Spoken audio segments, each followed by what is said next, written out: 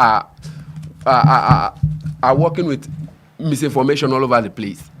Okay, his name is Bobor Kamara, and the program is the Top Stories on Rise Radio 96.3 FM. I am Musa Bai Sesay. Feel free to add us your thoughts and opinions regarding the stories we are discussing. The number for your messages is 0779 0779 Equally, you can drop us a comment or two on our Facebook page at Rise Radio SL 96.3 FM. So, this quote of the APC representative Mikhail Koroma comes along with the other one by the presidential spokesperson Honorable Alhaji Alpha Khan, and also the resident minister of the Northwest region, saying APC are bad losers. Are they bad losers, really? Citing, referring to them as disturbing the incumbent president or government. Well, the issue of APC being a bad loser, I think the tripartite committee recommendation will seal that one. Okay. Because there is a widespread of criticism that there are a series of controversies over the election. Because even the EU final report on our June 2020 election stated that we have series of mathematical impossibilities in the tallying system. So let's say these are all stories for another day. But you coming out saying APC are bad loser, then you should prove it. I read the story also. It said the APC failed to campaign, the APC failed to update the people about their activities, etc., etc. So I believe the committee will buttress some of his position, if at all it's truth.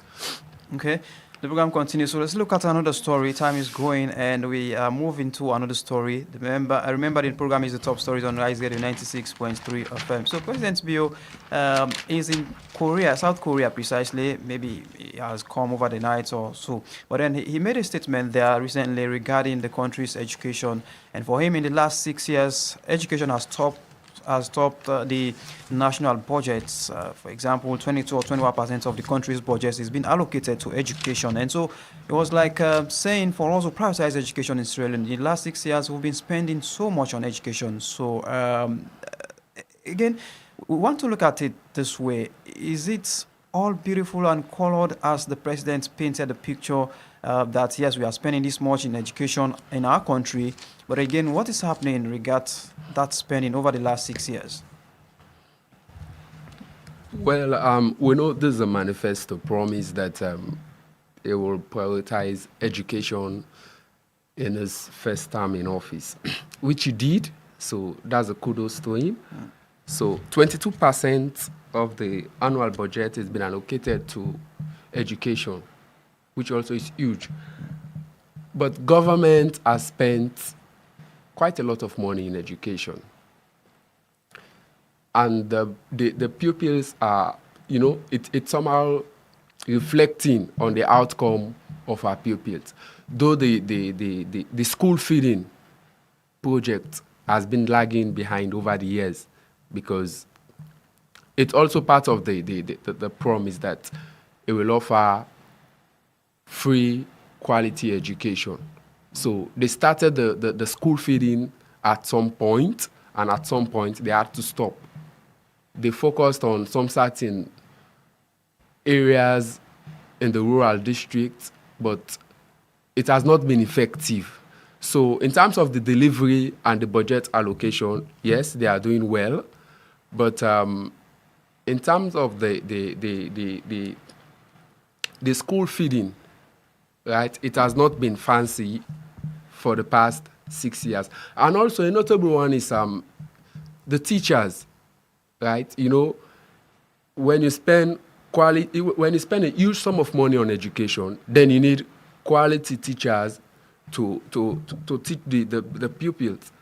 But we have a good number of teachers who are yet to have PIN code, and they are there all the time teaching these our pupils. So I believe that some of these teachers that are in these public schools that are not on PIN code, the government should try to locate some of these teachers and see how best they can allocate PIN code to them to encourage them to do more.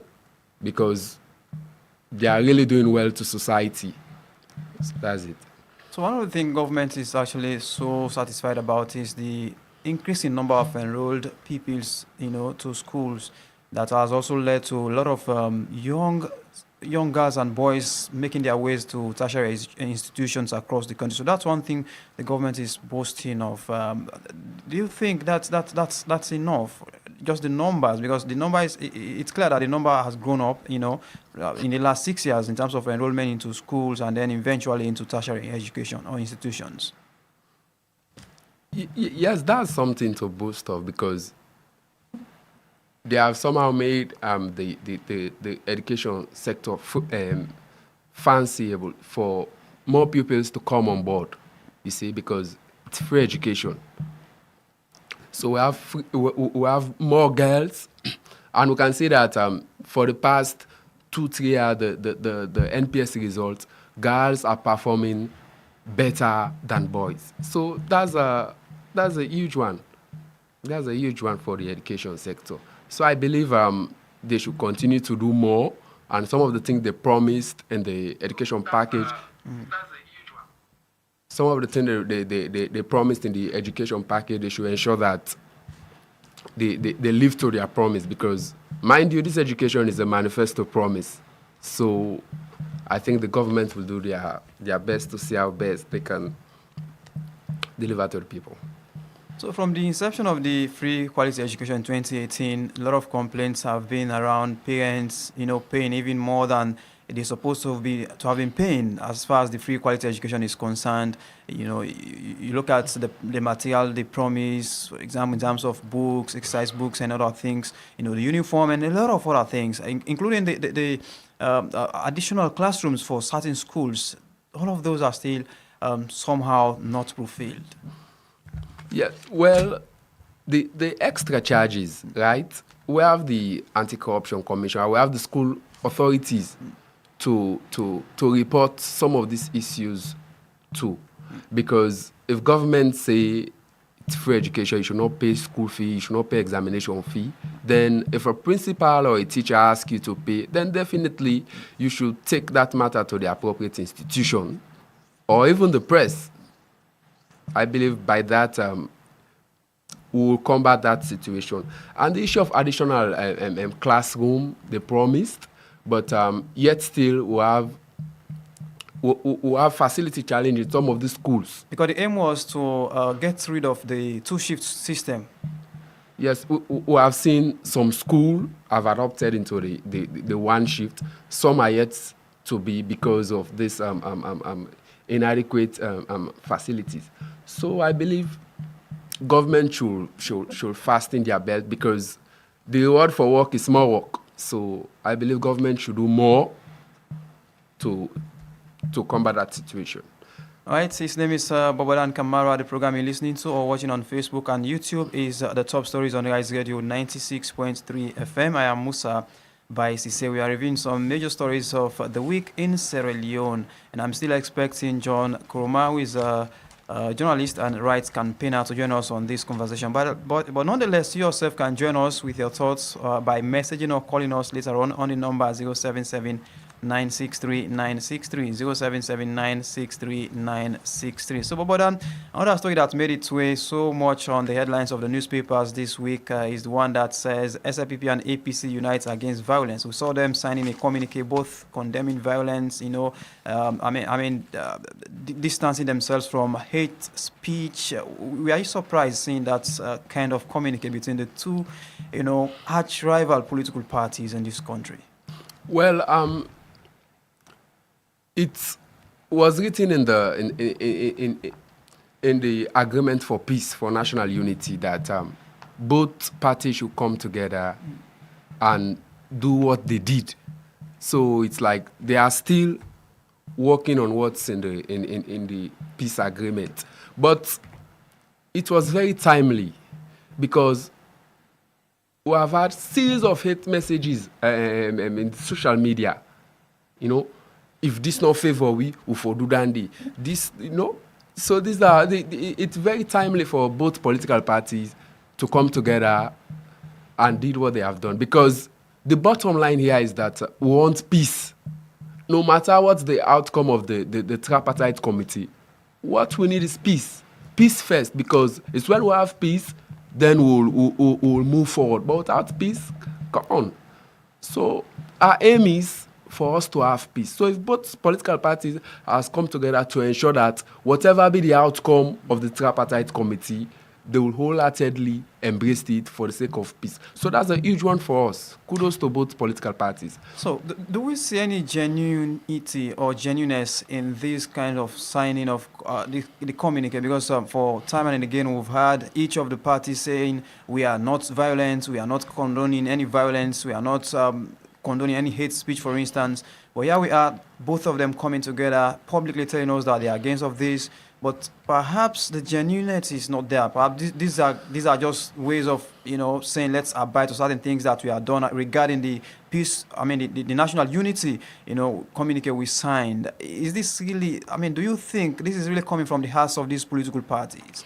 Well, that can be assessed. That can be assessed when the recommendations are out to see if the party will live to what they have promised. Because now we can't say they did it just to please the public. No, we can't say that, because, mind you, we all should have a peaceful mindset that, okay, even if I was preempting, even if I had another agenda, since both political parties has come together to tell us that, watch, we want peace first. So whatever be the outcome of the tripartite committee, we should embrace peace.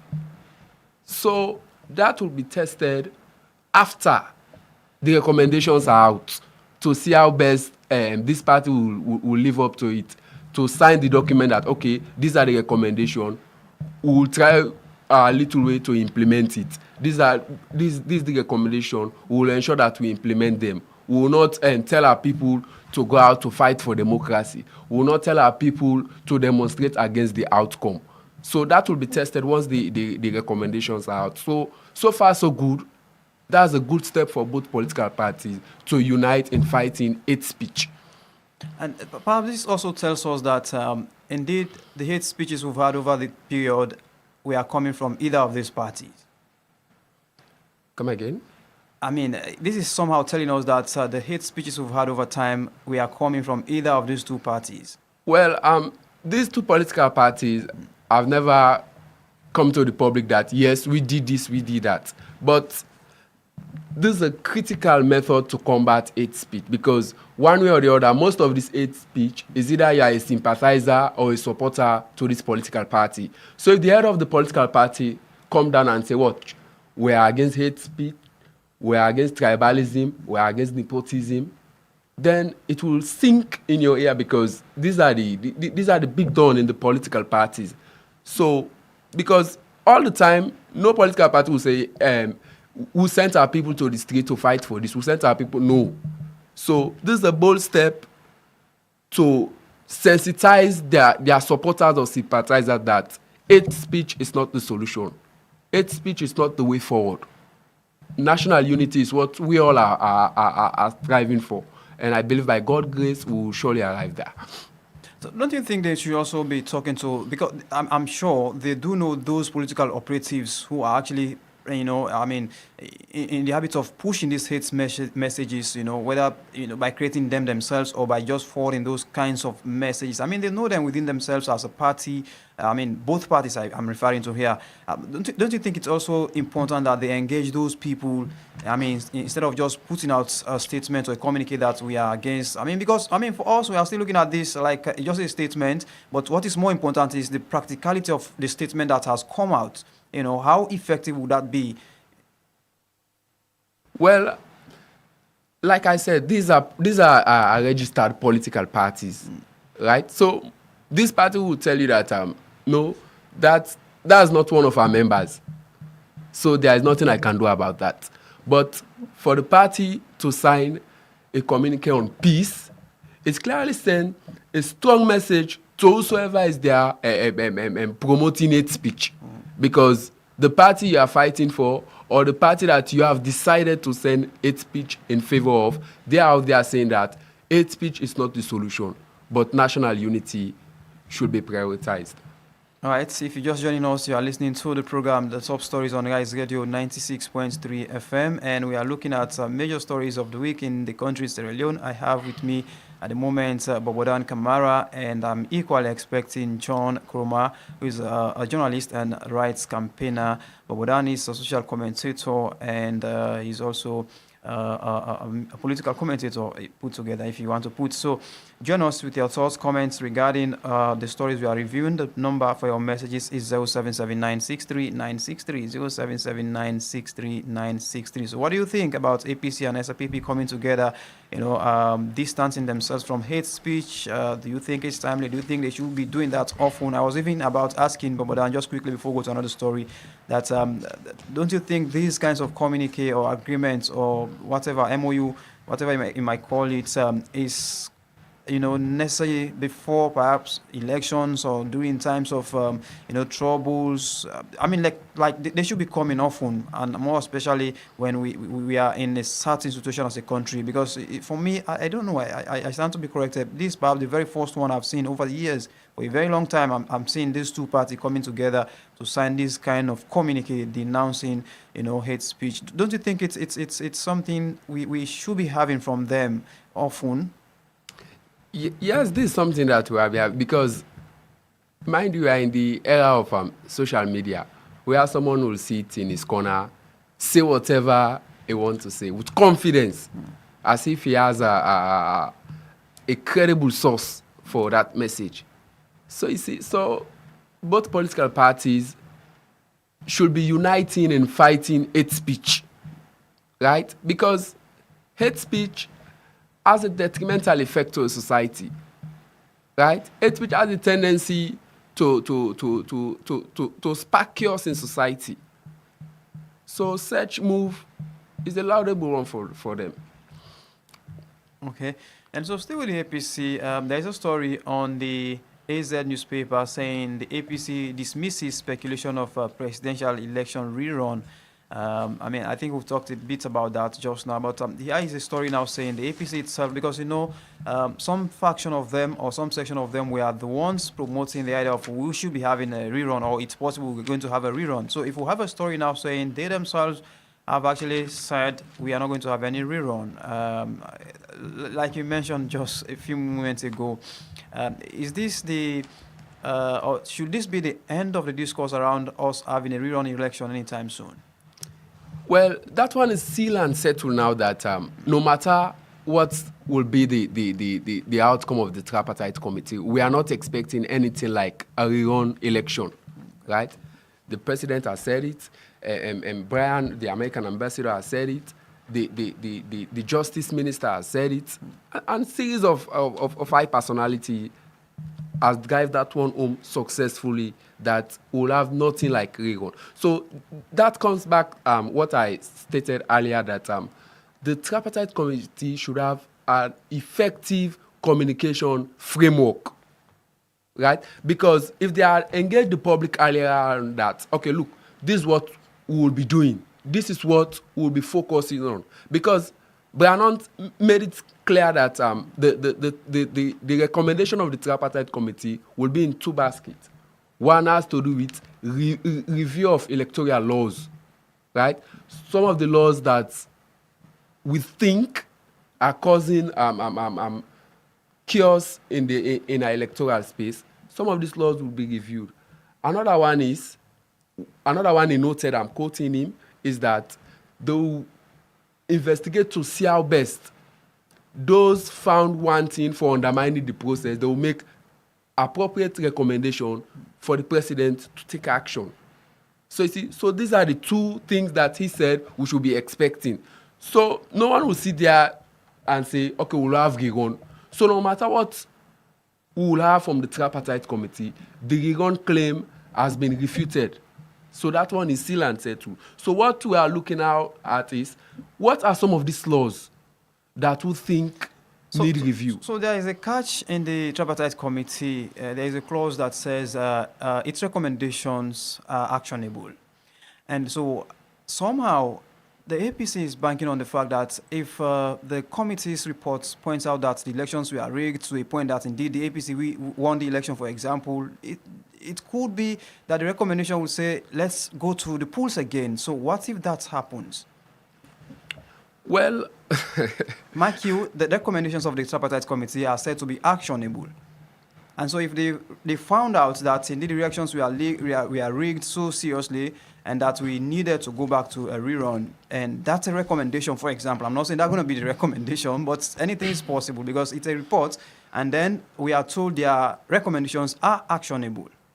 So in the first press conference that the Ministry of Information held in relation to the tripartite committee, that was what I told the Minister of Information, Chernoba, because by then he was saying that we'll have nothing like rerun, and the other bloc are saying that we'll have rerun.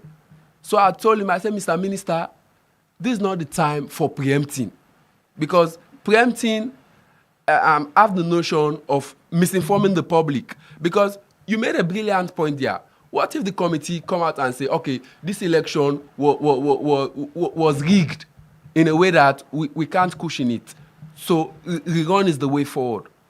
So you see, so that's why initially I said that we should not preempt. Let's wait. We are already now closer to the date for the recommendation. Mm-hmm. So we should just wait and see what the recommendation would be. Who are the people found wanting for undermining the process? What are the actions to be taken? Who got this percentage? Who got this percentage? Because another thing here is that there are many things that this committee recommendation will either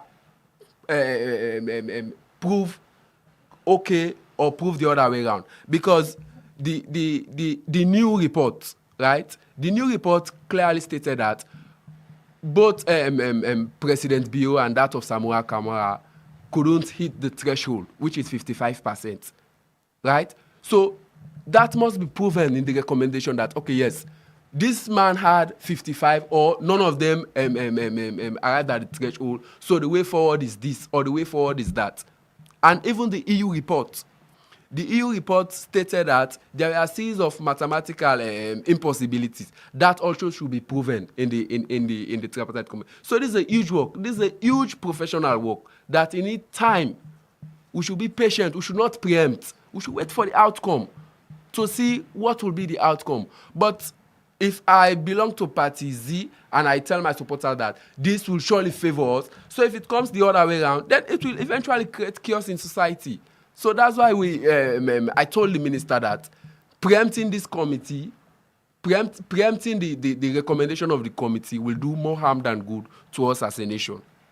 All right, the program continues. The program is the top stories on Rise Radio 96.3 FM. You can have your thoughts added to the program by your messages or calls pretty soon to the number 0779639963. The reviewer on the program this morning is Bobor Kamara. He's a social and political commentator. I am still expecting, just so if it's ever possible any longer this morning, I'm equally expecting John Koroma, who is a rights campaigner and a journalist. So, but let's look at this other story. It has to do with countries ranked at 47th in the Global Budget Survey, as confirmed by the Minister of Finance, and the story is published on the A to Z newspaper on the 5th of June 2024. So, this is one report that the ministry is so pleased with, and it speaks volume that the country is making some progress in terms of its financial management and sorts. Okay, the Ministry of Finance, yes, I read that story on the 6th June. So some of the things they recorded that were public access to central government budget information, transparency on how public resources are generated and utilized. So they are saying here that they have been keeping the citizen abreast with their activities, and that has got an international recognition. A reason why they were ranked 47 out of, 47 out of 125 countries. So I think that's a huge one for us as a country, and that's what's celebrating. So when the layman hears these kinds of stories that we are doing well in terms of budget as a country, they come to wonder. But it's not perhaps for them reflecting on them in terms of how the country's finances are being managed. You hear a lot of times people are using monies that they are not supposed to be using, public money, misappropriation of monies and all of that. So does this count in all of this? Well, it's somehow one will say it's an irony because here is a country now when even when something is happening, you will have conflicting view, right? There are things that are happening in the interest of the people, then you will have a certain set of people that will never appreciate it. You have bad things also that is happening that when people are trying to uncover some of this thing, you have some people who will frown at it. So that's how polarized we are as a nation. But this is something that I've always told some of the guests at the Ministry of Information that the cost of living is nothing to write home about, right? And the way and manner in which money has been spent on overseas traveling, luxurious life of some of these government officials that despite we are battling with economic hardship and high rate of inflation, we have these people who are moving up and down with fancy cars, living expensive life. It's appalling for us as a nation because if we have a country that will say, okay, we are faced with this challenge, then we should see our best. We should come as a nation to manage the little resources we have. Yeah, I think the point is quite clear here that indeed, if we as a country are so much, facing so much challenges, and we know it as a country, it's also prudent that to put certain measures in place to cushion that effect on, especially our people, but not the other way around. Like you mentioned, it is not reflective on the leaders of the country. You see them living, in fact, more luxurious lives than even before now, and now that the masses are in peril.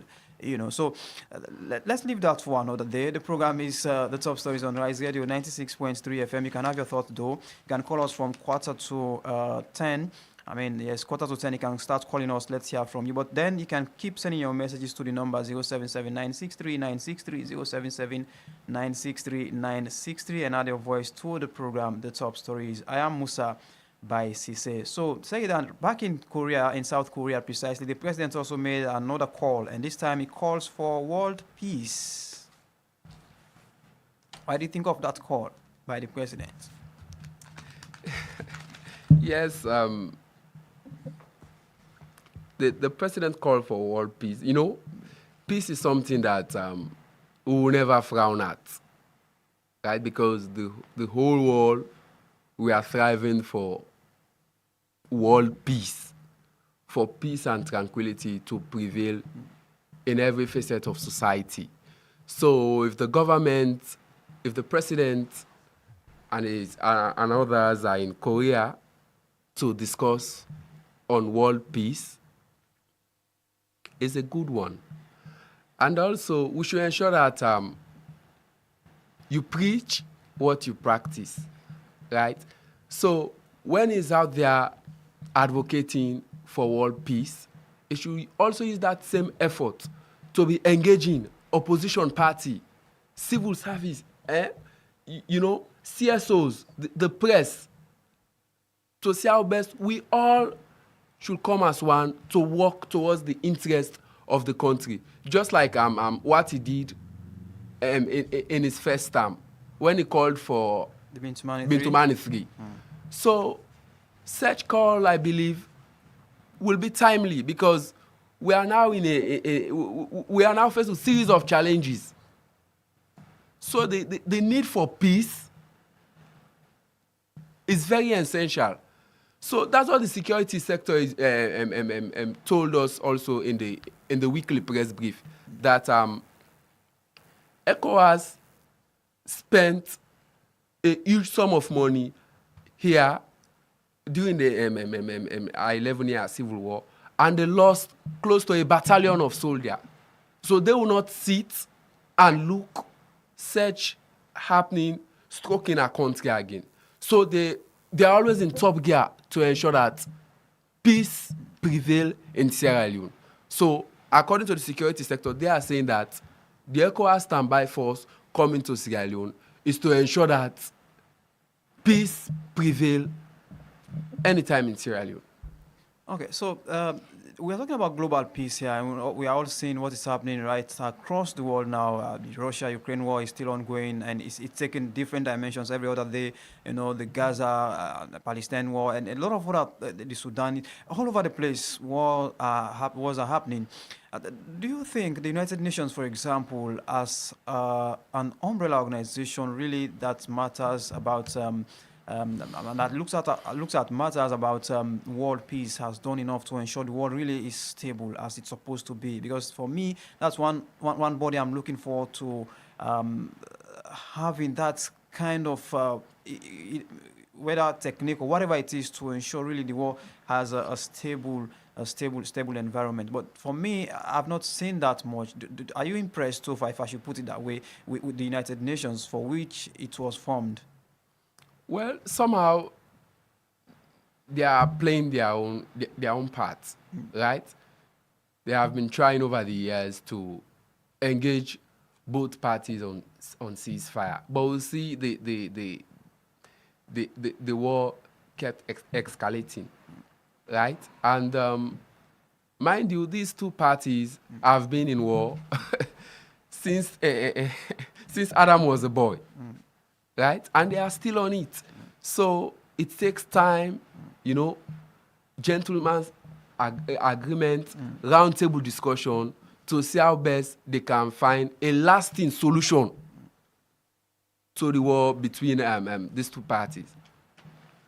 Okay.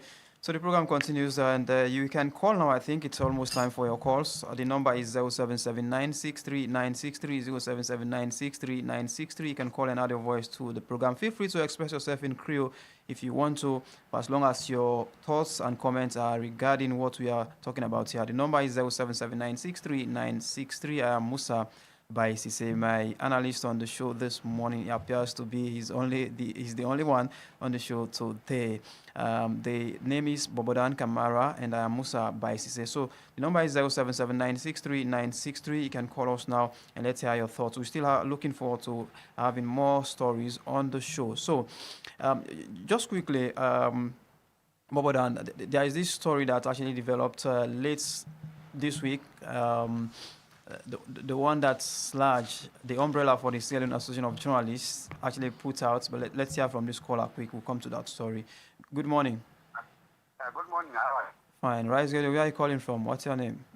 I'm calling from I'm Koroma. Okay. I'm happy to hear the man speak like that, Well, salute. Now we all get this nation, and Oh, we lost that call there, and it's too quick and it's bad. So you can call us again if you still want to contribute yourself, and call us. The number is 0779639630. The program is the top stories on Radio 96.3 FM. Of course, we've talked about quickly. Let me just review the stories we've talked about. But you can as well send your messages. We've talked about the APC and SLPP signing a communique for peace, and we've talked about, of course, the two statements from the two political parties, one representing the APC, and he says Salon is on time bomb, Koroma, and Alpha Khan of the SLPP says APC are bad losers. We talked about the 6-year education, budget allocation to education, 22%. The president made a statement in South Korea that 22% of the country's budget has been allocated to education in the last 6 years. So we've talked about that. We've talked about, of course, the APC dismissing the speculation of a presidential rerun election. We've also talked about the country ranked 47 in global budget survey confirmed by the Ministry of Finance. We've also been talking about just now about the call for world peace by President Julius Maada Bio. And we're about to move into the statements by the Sierra Leone Association of Journalists, SLAJ, regarding attacks and threats online against journalists. But quickly, another message here says, Musa, good morning. What I wanted to say here is this is the worst government ever we experience in this country. Then I want you to know that BO sent the threat to the ECOWAS troop to Sierra Leone from Med Sparkling. But that message is not too quite clear. I don't know. But then the number is 0779639663. You can still call us now and have your thoughts. So let me go to Bobor quickly. Let's look at SLAJ, the Sierra Leone Association of Journalists, condemning attacks and threats on journalists. And this time, the threats and attacks are coming online. And so I know you've seen that press release, you've read it, and you know the story already. What do you think generally about that? Well, that's one of the duty of SLAJ, to protect us journalists, right? Because journalism is not a crime. Right? It's a professional work. So if us journalists are out there unearthing the wrongs of society, that's not something that will warrant us. I think you have a call. Yeah, let me come to you quickly. Good morning. Oh, we lost that. 0779639663. So yes, you are pretty much on your legs talking about how SLAJ should be protecting journalists, and that being a journalist is never a crime. Yes. So if a journalist is doing an investigation story or is trying to unearth the wrongs of society, that doesn't warrant that journalist to face a death threat. Because mind you, that journalists also have family to feed. Okay. You know? So death threat is... All right, good morning.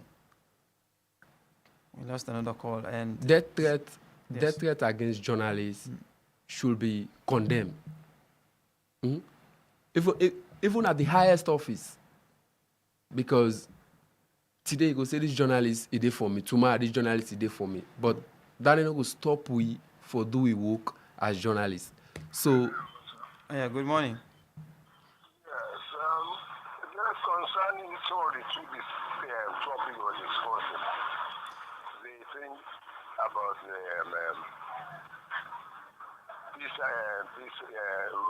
against violence. And then the one that is talking about the second one is the thing they are signing about. But for that, first of all, we always react. Kindly move a bit from the background is terrible. Hello? Hello? So Can I continue? you can call us in a moment. The background is terrible, please. Thank you very much. The number is 0779639663. You just need to move a bit from where you are. I'm sure you could have us very clear, and we ourselves could actually listen to you. We would actually love to listen to your contribution on the program. The number is 0779639663. I think you wanted to comment on the story about the communique signed between the SPP and APC. Denouncing hate speech. Let's see. I think we have him still online. Hello. Hello? Hello. Am I on now? On the program? Yes, Rise Radio. Yeah. Yes. Can I continue? Go on. We are still having challenge with your background, though. Sorry? We are still having challenge with your background. I'm not there. The problem is I'm standing outside and there's liquid passing. Or maybe it's the weather. So go on quickly. Let's hear. Yes. Go on. Oh, all right. So I think if that's the best ambience you could have, you can still go on and have your say on the program. The number is 077963. I know perhaps it's also because of the weather we are having right now. 0779639663. So, Bobodan, let's still look at this large thing. I mean, I've seen colleague journalists writing, the problem here is about ethical journalism or perhaps responsible journalism and that of freedom of expression or speech, kind of dilemma now. You know, they say, according to the ones I've seen rewriting something about that, that is where SLAJ has found itself that, yes, we are about promoting or protecting people's rights of freedom of expression and free speech and all of that, but also, can we also pay attention to the other aspect of it, that journalists should also be responsible enough to, you know, what they say or write? Yes, that's also something that we have advocated for over the years. for to ensure that journalists do their work with ethical consideration, right? Because though you have rights, because Section 25 of our Constitution guarantees us right to freedom of expression and freedom of speech. So though you have right to express yourself freely, at the same time, you should take it into consideration that you should not defame another person, right? That other person has a reputation to protect. So we should not juxtapose those two. Being a journalist, reporting factual, putting out factual information, and character protection, these two should not be juxtaposed, because most of the social media attack that we see on journalists is because when the journalist church side way, in church, sometimes they talk about somebody where you there against. So yourself go get her in mind, say, these journalists don't go out of move. But that's the work of a journalist. Yeah, to unearth the ills of society, to hold government officials accountable, right? Because they are public servants. They should be the one working for us. So when they tend to go out of their space, we are there to touch them back, to tell them that, okay, this is what you're supposed to be doing. This is your limitation. Because we're all under the umbrella of the Constitution. So we should leave. But in the process, some other journalists as well go beyond the line, to do the extra by, unethically attacking. So there comes in the Independent Media Commission. The Independent Media Commission is there to ensure not only to protect journalists, but even members of the public. So if a journalist writes an article that is baseless or unfound, then you have the Independent Media Commission. Their office is at Sheikha Stephen Street. You can go there, make a formal complaint, and an adequate action will be taken against the journalist. Let's hear from this person quickly if we can. Good morning. Yeah, good morning. Good morning. Go on. Fine. Hello? Okay. 077963963. Feel free for talk Rio if you have a talk Rio. Yeah, the number is 077963963. We are still running some more stories here on the top stories on 96.3 FM. We have very limited time now left, but let's see what we can do now. So, of course, Bobor, the argument is really about how do we maintain the balance between us holding the public officials to account, but also maintaining ethics. That's a kind of dilemma, really. Some journalists do find themselves. They do not know when to. Where is the line between my responsibility of holding authorities to account, but also that which amounts to kind of personal attack or some interest. Mikey, this journalist, all of us somehow. Someone in there and someone gets their own personal interest as well. So it's a kind of tricky thing. I think journalists should also take into consideration. So mind you, when it comes to journalism, right? This public official, when you go there to do a serious investigation story, that moment they'll become annoyed. Because if you're a government official, you know that you are doing the right thing, then you should feel free to allow the press to come in, to investigate.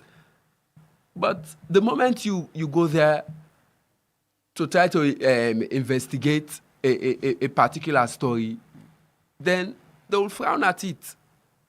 And they too will have their people that will come there and say, okay, this journalist want blackmail me, that journalist want blackmail me. No, that's not the issue. That's why I said we have the Independent Media Commission. Let's see. Maybe this could be quite... Good morning. Good morning. Hello? Yes. Hello, good morning. Good morning. Yes, master. The background is quite not favorable. Good morning. I'm sure if we do have the mandate of the people, if you have the mandate and you rule with love and loyalty, if you rule with love, you will definitely have their loyalty. That's the problem in the country. If you have the mandate from the people and you rule with love, there will always be peace in this country. And for me, presently, we have peace. Country is relatively peaceful. Okay. Thank you. Thank you so very much for adding your thoughts to the program, the top stories on 96.3 FM. I am Musa Bai Sesay. I'm having Bobor and Kamara as my analysts today on the program. So quick one, just in 30 seconds or so, Bobor, on that story. There is a story I want us to touch on just quickly as we wrap off. Yeah, just 30 seconds on that story about journalists and maybe officials.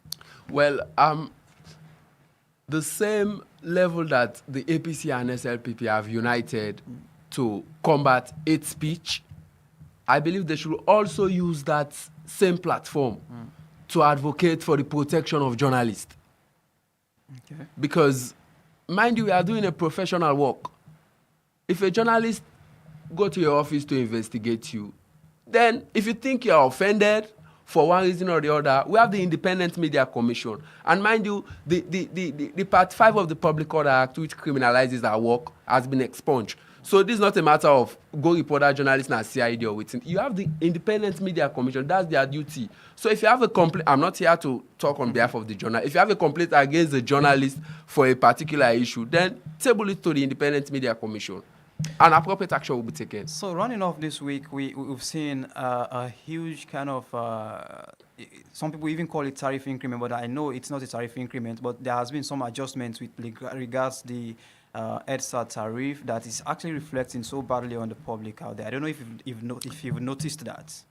Yes. Another paper ran a story that it's a killer tariff, right? Because this is not the right time. Mind you, we are still suffering with economic hardship. Cost of living, right? It's nothing to talk about. You know, the minimum wage has remained constant for the past 3 to 4 years. The minimum wage has remained constant. The cost of living is keep on increasing each and every day. And now we are having this increase on EDSA top up. So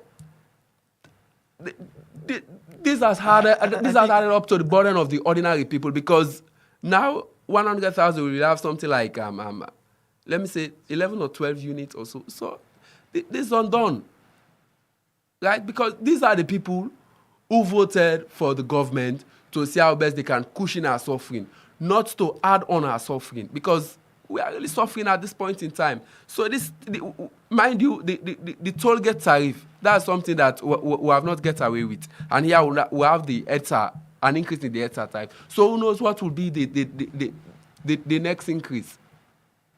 I mean, so again, we hear often that people are into electricity thefts, doing illegal connections. Don't you think these are some of the reasons why people actually will resort to search? Because imagine you will have 100 loans for 11 units, for example. Let's hear from this person. By the way, we are adding a few minutes to the program.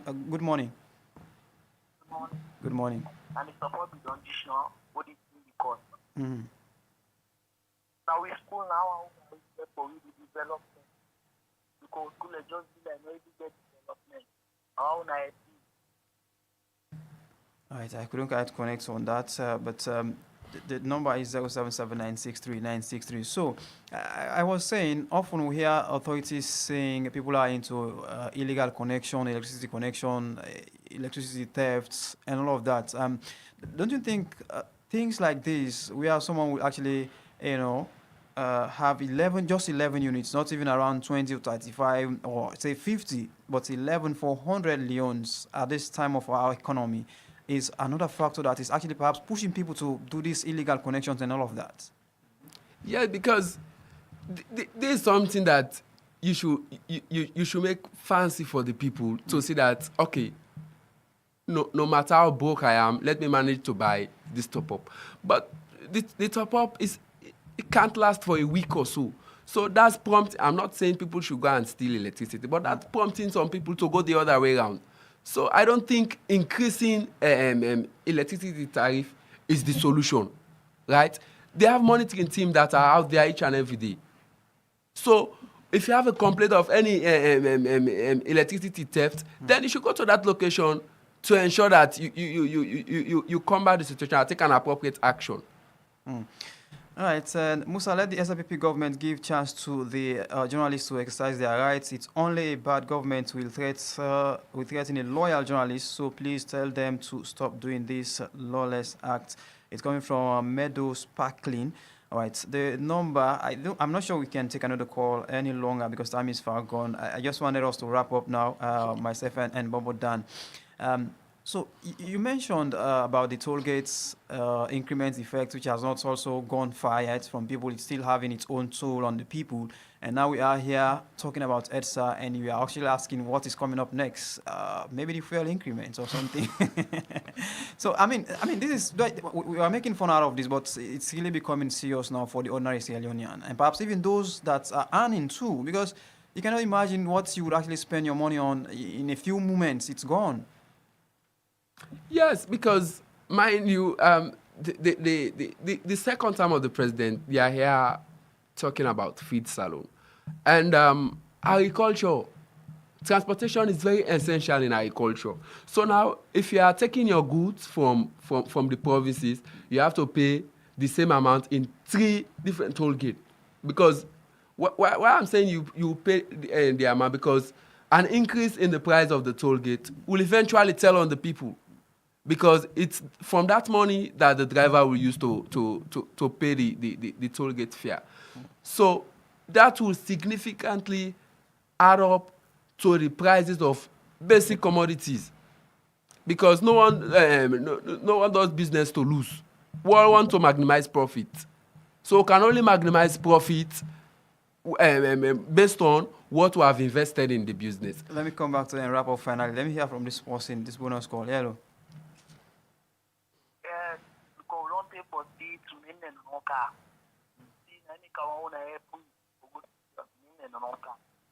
Okay, I think this is another story that has been all over the place about certain people. It's not being writing this year's WASC exam. That's another story for another day. I think we've actually talked about that some couple of times here on the program, and the exams are ongoing, almost coming to an end even. So running off now, Bobor Dan, what will you leave with us? Well, my take-home message is here to the government. They really need to cushion the suffering of the people. The prices of basic commodities are skyrocketing on a daily basis, right? The cost of living is nothing to write home about.